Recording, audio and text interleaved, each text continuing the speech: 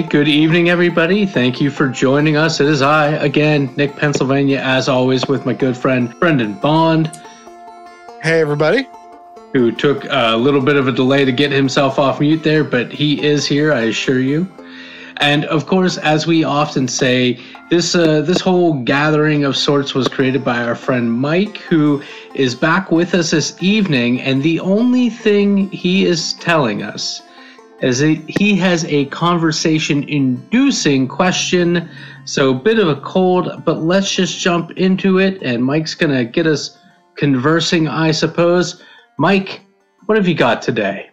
All right, well, this is a conversation-inducing question, and I'm hoping that we can get a whole hour-and-a-half podcast out of it because it's just one simple question. So basically, we should start off by, as a group, for the Ghost Furnace podcast definition, how would you guys define ghost? What a ghost is? Simply, as simple as you can, Brendan. Simple as possible. I would say the common definition of a ghost would be a incorporeal spirit of a deceased person. I'm going to say I'm going to be, unfortunately, a little more complicated. I think ghosts are a reflection of a desire that things go on forever. And the fears that is associated with ghosts is the recognition that things should not go on forever. So it's our conflicting, our conflict of we want to live forever, but we know we can't. Right. And so it's a conflict of desire. So what you're saying is almost more of like a philosophical answer. I think unfortunately that's what I'm hitting you with. Because I haven't got to my question yet. This is just like a leading up to defining the question. So this is a question, but not the question. Yeah. So let's say like the popular culture acceptable definition of a ghost, I think would be more like what Brendan said.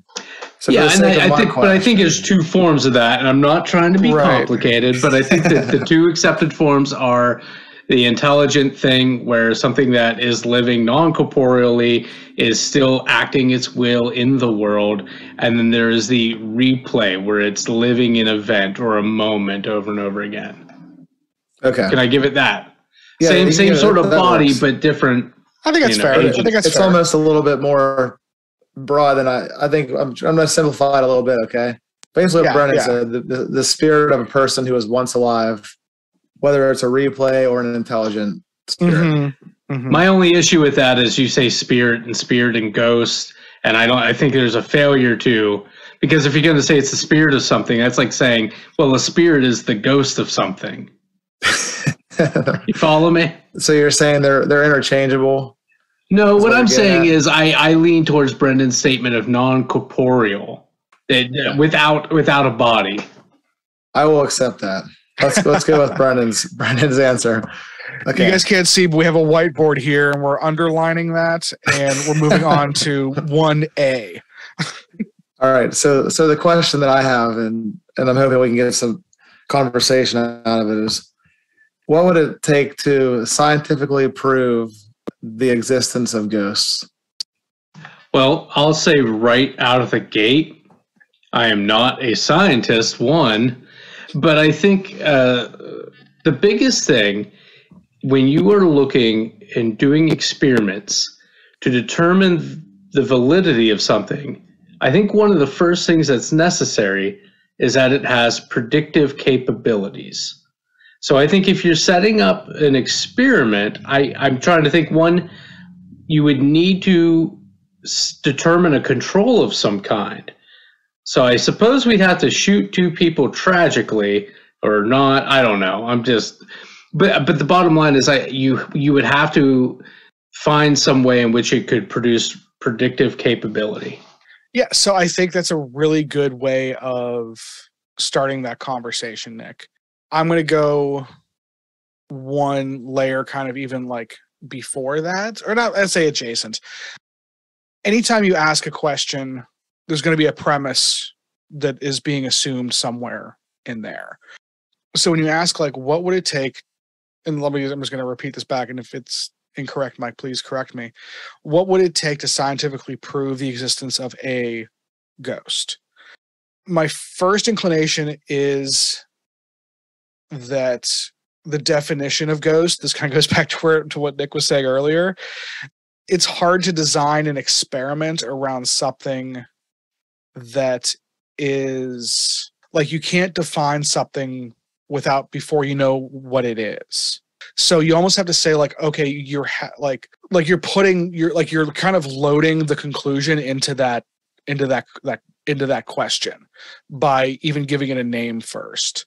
So I think that you kind of have to take like one step back and say like, okay, are we trying to give a name to a set of phenomena, or are we trying to prove the existence of something? I think that it's really more the former there, because we don't know what these things are. Like, we don't know what this phenomena is. We just are kind of putting that big term of ghost over that question. Like, if that was what I was trying to get it, like kind of like a little bit of definition, right? Well, it's tough. It's tough because right.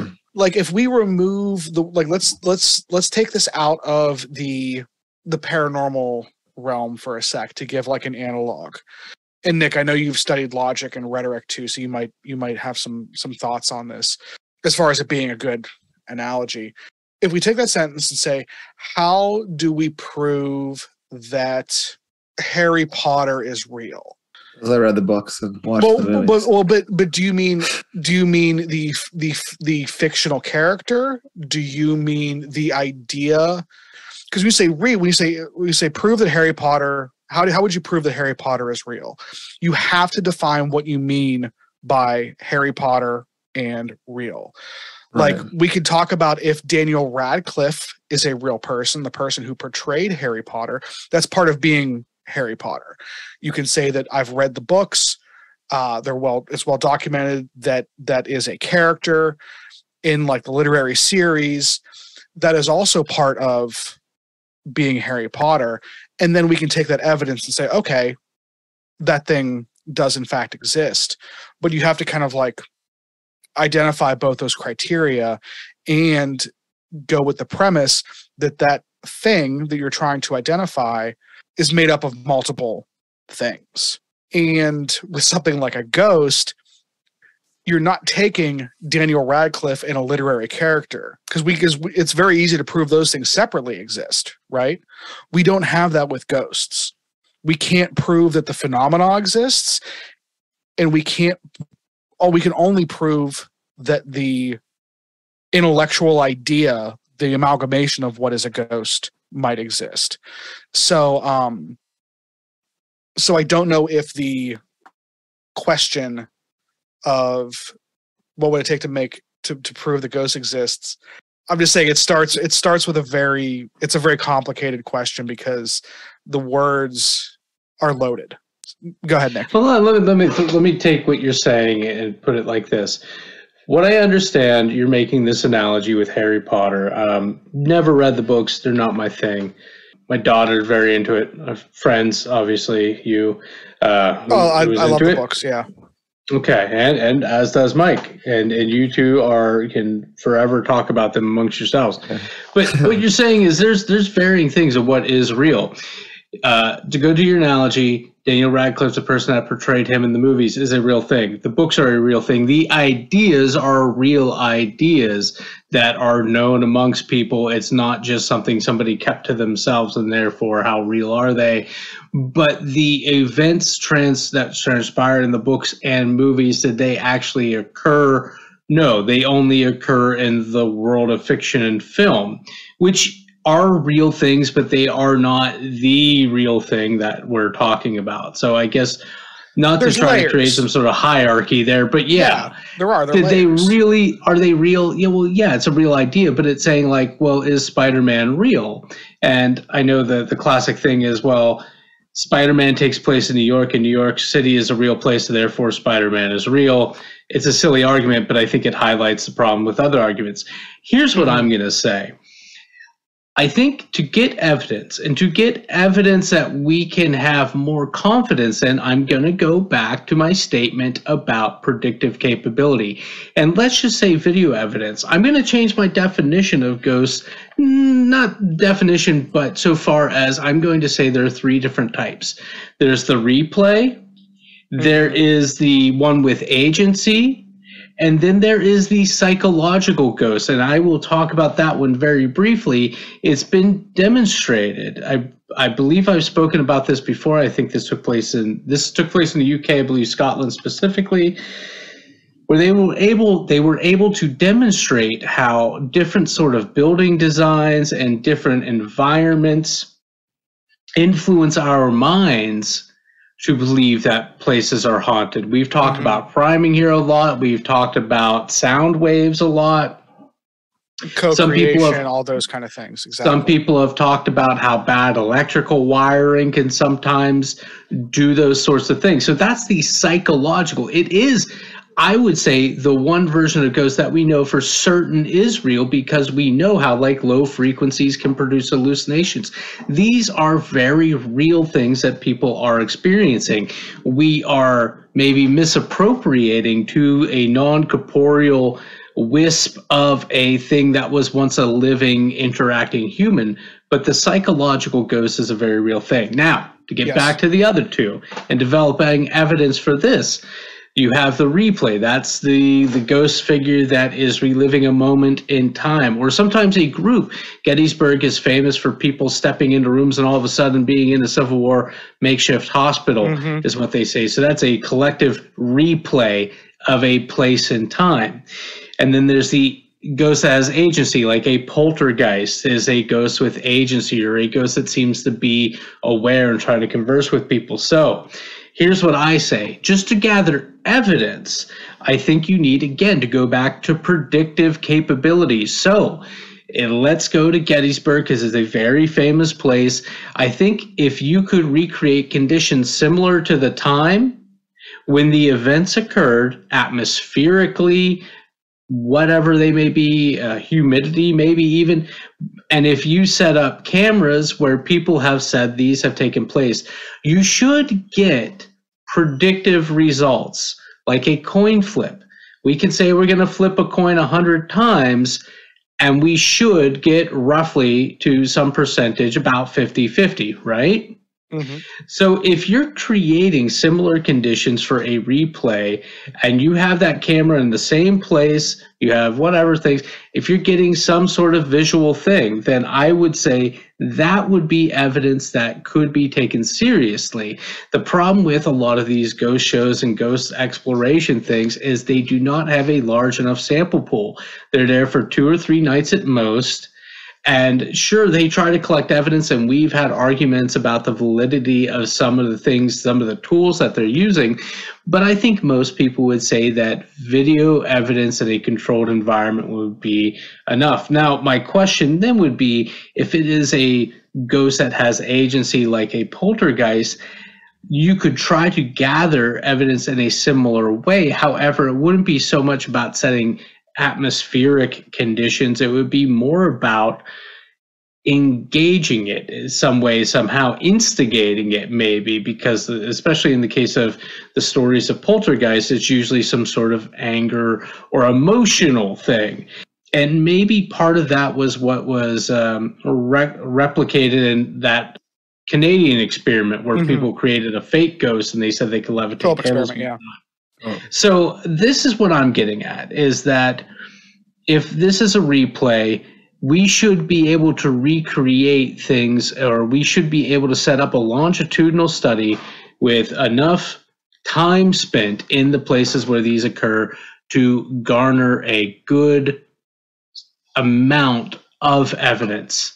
And I think until that's done, the only place I can really know that ghosts exist is in the psychological. So replay, agency, psychological. Brendan.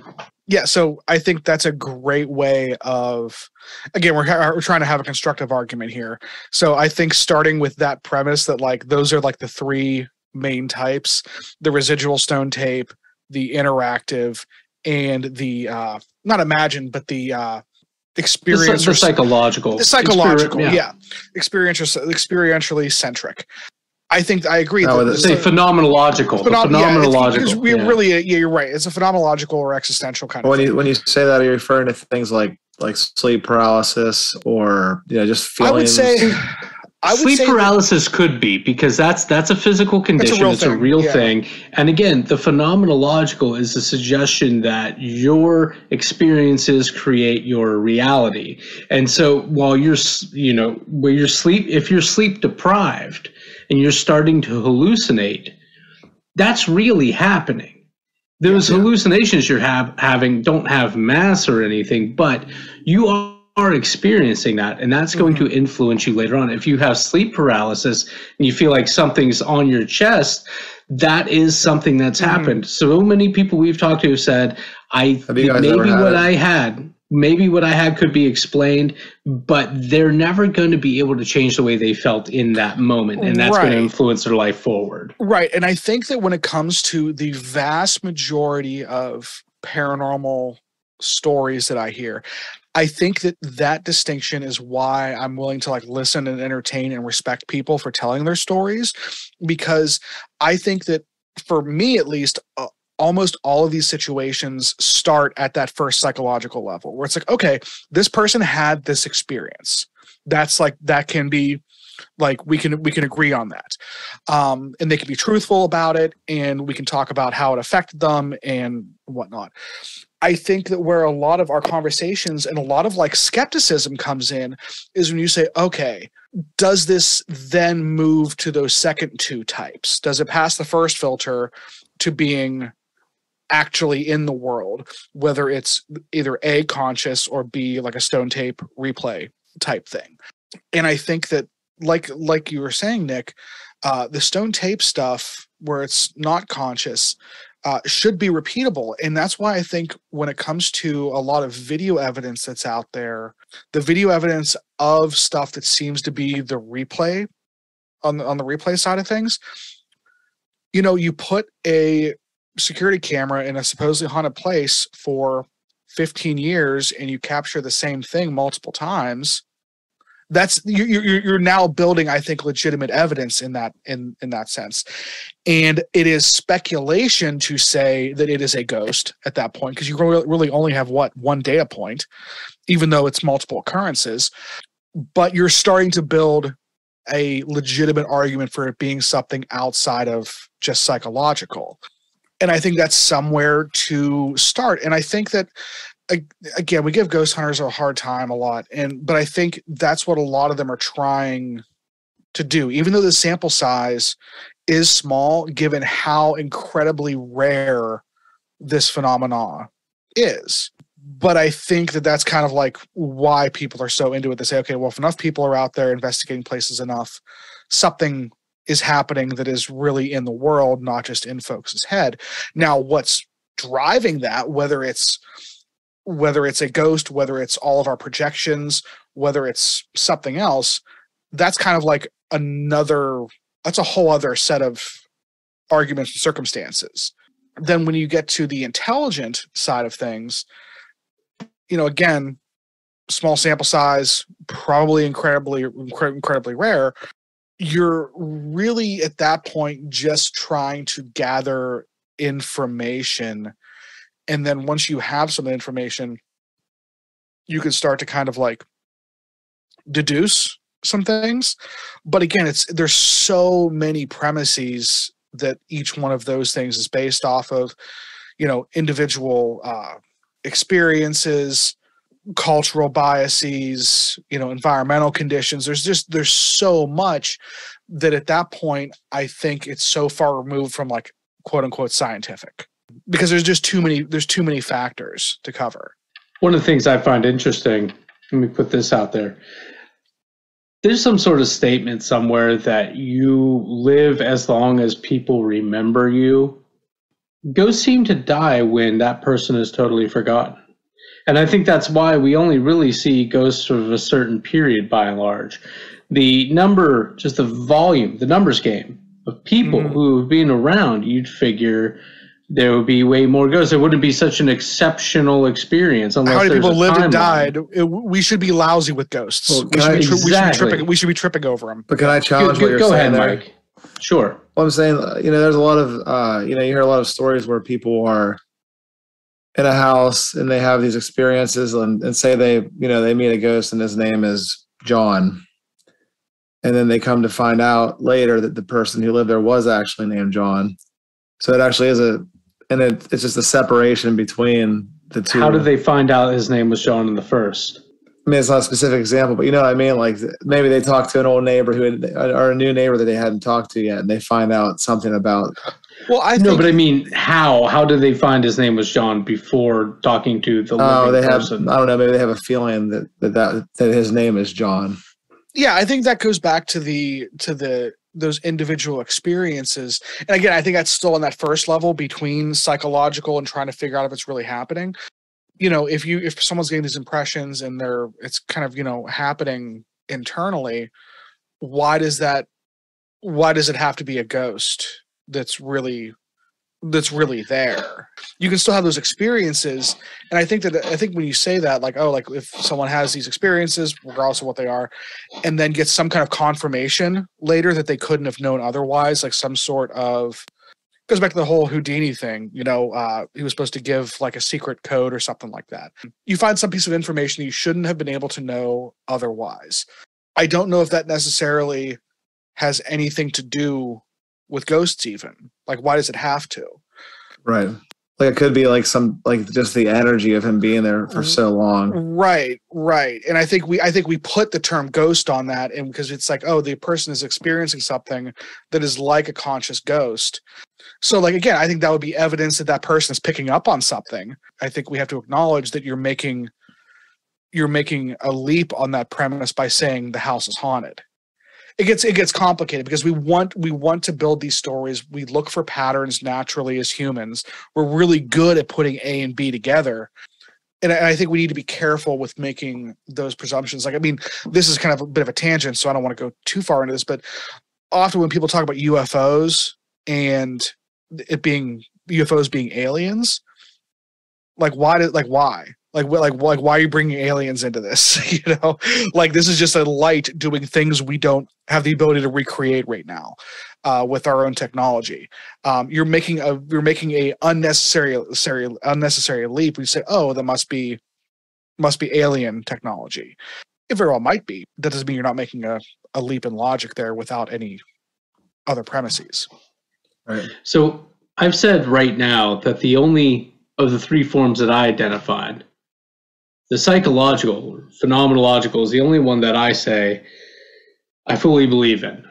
I am leaning more and more that this whole ghost of agency, the poltergeist thing, the intelligent haunting, whatever you want to call it, I'm going to go so far as to say I don't believe in that at all.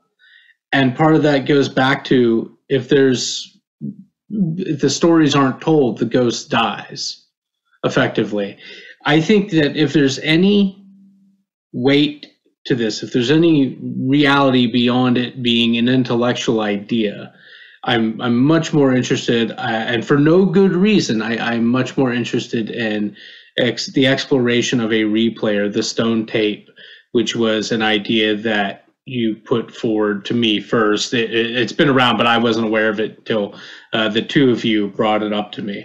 And I think because replay isn't necessary, there's no prior knowledge necessary. You don't have to have heard stories beforehand.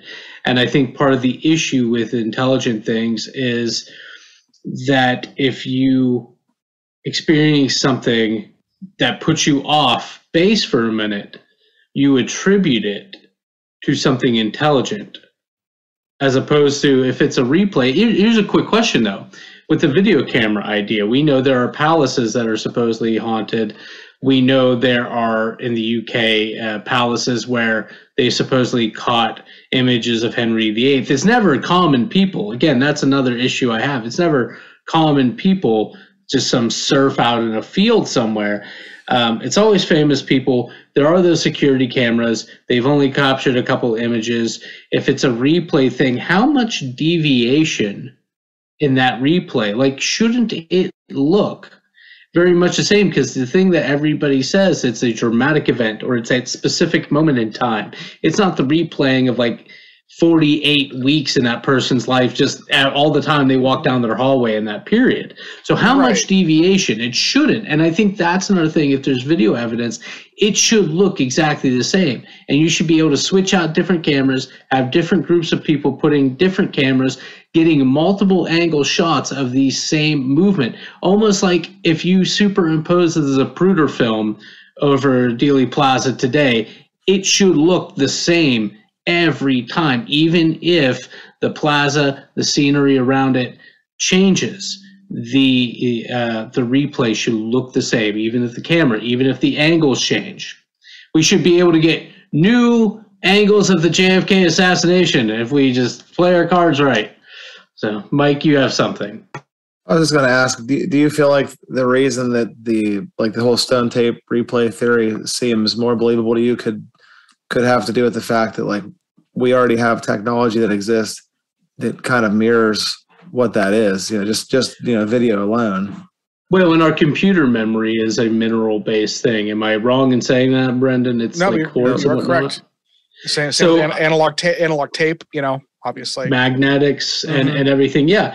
So I guess that's part of the reason why. Yeah, it's maybe there's some way that moments, electrical energy or whatnot. I know this is very reaching. I know this is kind of getting into the world of woo, but maybe there's some way that it imprints and replays, and we just haven't found the mechanisms out. And that could also explain why they only seem to last for so long, because we know deterioration in these things, but also it's rare because conditions have to be right for it to replay, and maybe we just don't know what those conditions are. So there's enough to that where I still say, maybe.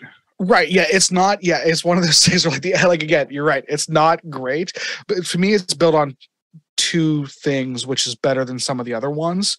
So it's built on, like you said, Nick, there are a lot of analogs in the physical world that we know about that seem to have similar mechanisms. So that's one thing that stone tape kind of stuff has going for it.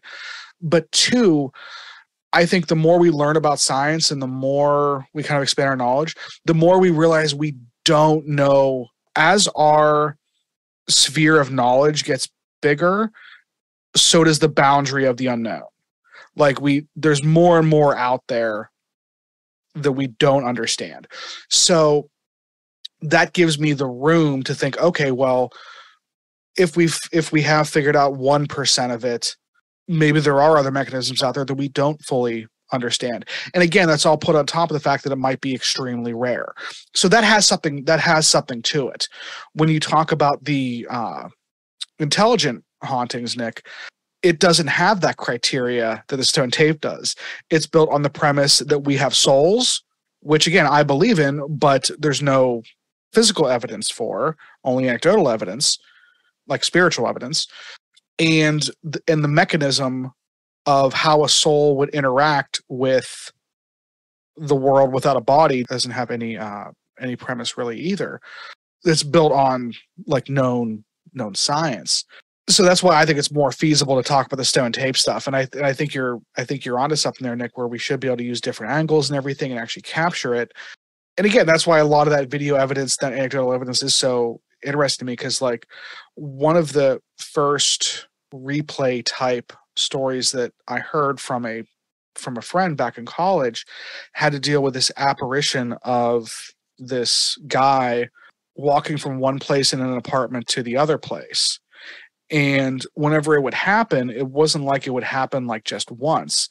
He would watch this happen. It would slowly kind of come into view. He would see this person make the walk like 4 or 5 times, and then it would kind of like fade away almost. Did they say it was identical each time? Yeah, it was just like imagine watching it on like a physical tape loop. Like if it just played over, if you just spliced the tape together, it just kind of kept happening. Someone get cameras in that hallway. Right, exactly. And I mean, this is before cell phone cameras and everything, unfortunately. but I mean, he said like it, only happened a few times, but every time it did, it was a similar type of thing where just that's all it was. Does that meet the criteria of it leaving that first boundary of it being a existential experience, a psychological experience? Maybe if he would have been able to capture evidence, like you said, we could say this falls in that stone tape theory. But I haven't heard too many other stories like that kind of meet that criteria. We have basic contradiction, and that's kind of what I was getting at with, a ghost is something that we want to believe only because we want to believe that we continue going on past our physical life. And I see an intelligent haunting as something that people would want because it's a sign to them that they can continue on forever and still have their mental capacity with them to some degree. I think and again, like I said, I really don't see any reason to believe in that sort of ghost. I'll give a 1% chance for the replay, but the replay would be very disappointing because it doesn't really tell anybody anything. It's either that people are going through that traumatic moment in time, and that sounds like a hell of a kind to repeat this traumatic moment for, at least a couple hundred years, so far as I can see. It's either disappointing for that reason or for the reason that it is like a cassette tape. It's no different of, each of us has recorded music out there, and these recorded conversations that theoretically people could listen to 150 years from now, when we will, at least two of us will probably be dead by that point, right? So, but the bottom line is, it's not encouraging towards our desire to want to live eternally.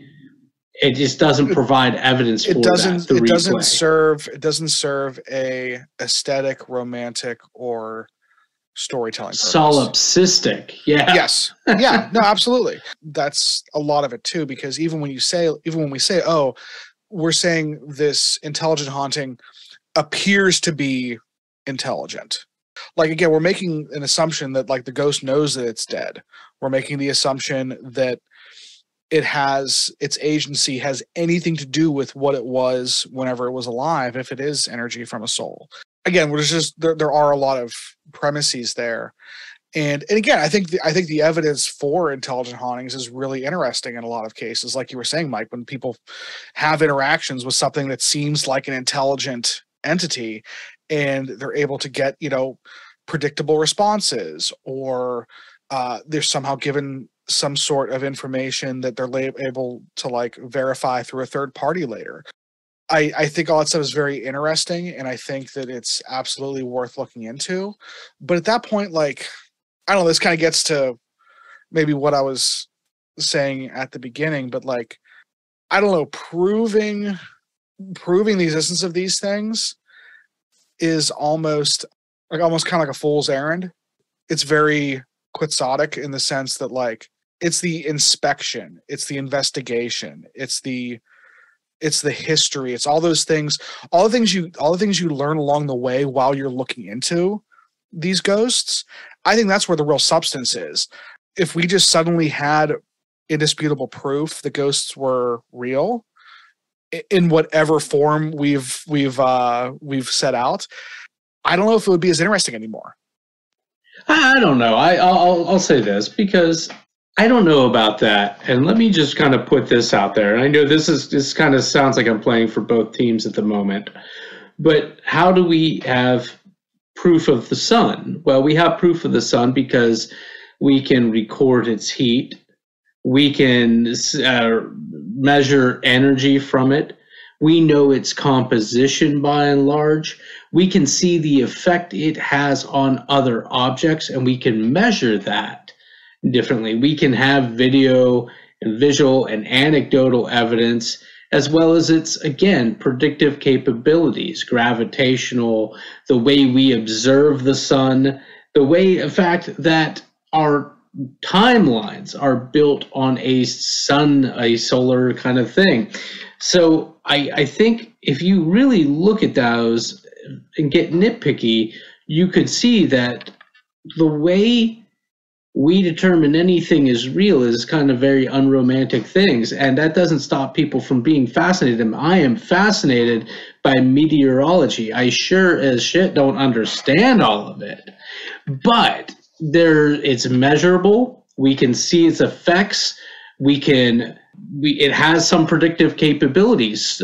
Tornadoes are probably the most caustic and difficult to pin down as far as atmospheric weather phenomenon, but at the same time, there are predictive things that enable people to make pretty good judgment calls on where and when potential tornadoes could come down.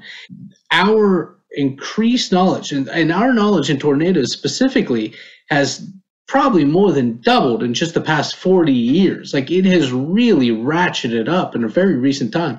Has not stopped people from being fascinated by it, because there are still, even after you've proven something's a real thing, there are still so many more questions beyond that.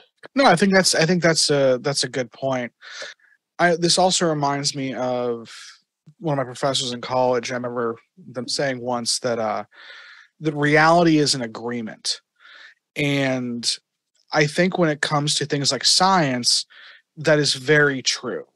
Though all points do require inspection and, hypothesizing, and we end up being wrong about most things, but the little we do learn, we kind of all stack together and kind of agree upon and go forward, because it's more productive that way as a society, instead of just going back and rehashing old stuff all the time. You need to have some presumptions. You need to say, okay, we're gonna presume that the sun is real, and let's use that as a basis to try making some other arguments and see where else we can go. And I think that something like ghosts can serve a similar purpose, not so much in the scientific world, but again in the spiritual, in the realm of the unknown. That's that side of life, and that's where the societal norms come in and the learned definitions, because we're kind of building what we think of as ghosts right now on information that has been kind of vetted and gone over for years and years. 100 years ago, no one would have talked about the stone tape theory like we're talking about right now. In another few hundred years, they'll probably have other ideas about what ghosts are. Agreed. And I think, again, I still think that does serve a purpose, like you're saying, with agreeing that the sun is real because of A, B, and C. Let's take that as a known thing and use that as a true premise for some other things going forward.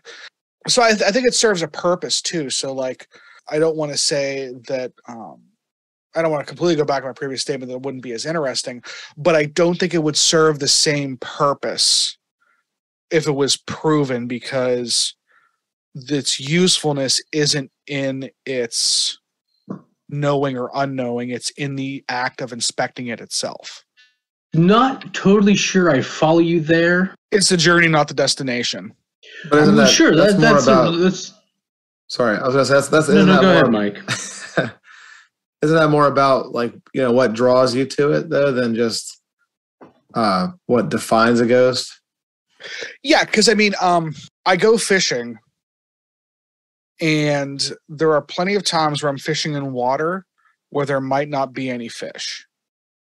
And I've been there with you a lot of times where that's happened. There have been plenty of times where you've seen me fish not catching. Now, granted, I'm not sure whether or not fish exist, but there is a question of whether or not the fish are in that particular stream at that time and whether or not they're eating. But if I tipped them off, right? But I guess what I'm saying is you're right, Mike. For me, the inspection of what do these ghost stories tell us and what do they mean and what can we learn about it, it's the act of going through those things that is more valuable to me, proving to anybody that they are either A, stone tape, B, sentient, or C, psychological.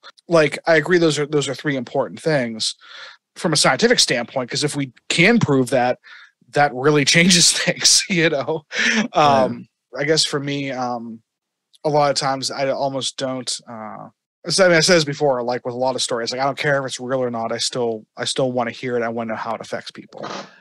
Well, yeah, nothing is going to stop me from enjoying ghost stories or things like that, despite where I'm coming from. But another thing that this conversation has me thinking is, in practice, how is a film any less a phantom? I love old movies. I love silent movies in particular, and I am infatuated with a couple of silent film actors and actresses in particular. And when I watch those movies, Watching ghosts. I love them. But they fill me with a deep sadness, because I know this is a shade of a person who is very real, as real as I am, and who had mundane moments and had moments of fear and anxiety and of happiness and exhilaration and coughed and sneezed and all the other things that we do, even when the camera's not on us. And I sometimes I go to museums and I'm filled with that same sort of sadness. I remember we went to our family went to the Lucy Desi Museum up in Jamestown, New York.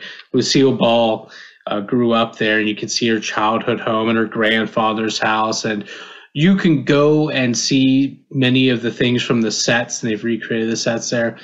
And it's cool because the show was funny. It's an American institution practically, but I'm still filled with that same sadness because I'm looking at their laundry and I'm looking at items that sat in their nightstand. And I'm reminded that the world that Lucille Ball grew up in was radically different from the world that we grew up in. But the world that Lucille Ball died in was a world that we all knew as young children. And so to see a life that spans that time and to know that that person had to say goodbye to things as the world changed around them, to be able to watch them is to be, in practical terms, watching a phantom. And the Candid Tapes, the Zapruder film, which I mentioned, is a perfect example. It's a unscripted moment where you see real people who really were. And it's not about the tragedy about it.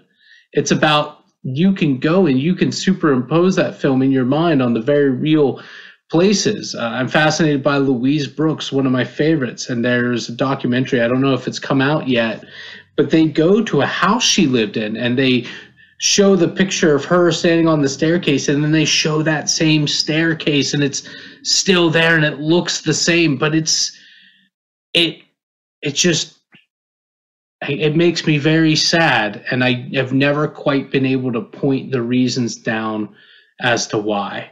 But I think that it's all tied in with the fear, the sadness, and the desire of ghosts. Do you feel like the argument could be made that people in movies are just ghosts projected in a different way? Well, that's kind of it. I mean, if the stone tape thing's a thing, it's no different from a film. I think that's a good question, Mike. And I think that kind of what you're getting at there, Nick, is anytime you can remove all of the ephemeral nature of the passage of time, that gives us a connection to other people. And it's very hard to make that connection sometimes with, this is going to sound morbid, but it's very hard to make a connection sometimes with the living. Because they're still going through it with you. Whenever you capture a glimpse, whether it be an old photo, whether it be an old movie, whether it be the replay of a ghost, you're seeing someone, a depiction, a shade, a ghost, like you said, of someone who has escaped that coil, who has escaped that Ouroboros, and now exists outside of it, is no longer tainted by the passage of time. And I think that you're right, Nick, that maybe more than a reminder or a hope that life goes on after death, that these ghosts remind so many people of.